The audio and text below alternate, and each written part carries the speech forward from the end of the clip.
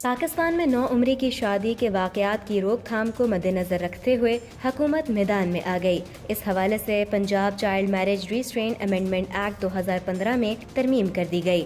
Women development department کی جانب سے نو عمری اور زبردستی شادی سزائے جرم قرار۔ پنجاب چائلڈ میرج ریسٹرین کا کہنا ہے کہ 16 سال یا اس سے کم عمر کی شادی قابل سزا جرم ہے اور کم عمری میں شادی کرنے اور کروانے والا شخص بشمول نکاح خواں 6 ماہ کے لیے قید اور 50 لاکھ روپے جرمانہ ادا کرے گا۔ یہ پابندی Punjab child marriage restrain amendment act 2015 کے تحت لگائی گئی۔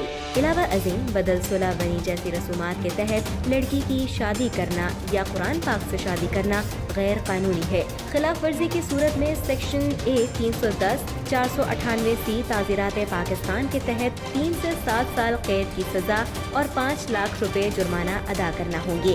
سیکشن 498B تعزیرات پاکستان کے مطابق لڑکی کی مرضی کے بغیر اور زبردستی کی شادی 3 سے 7 سال قید اور 5 لاکھ روپے جرمانہ ہوگی۔ نو عمری کی شادی کی شکایت پولیس، یونین کونسل، علاقہ جوڈیشل مجسٹریٹ کو کروائی جا سکتی ہے۔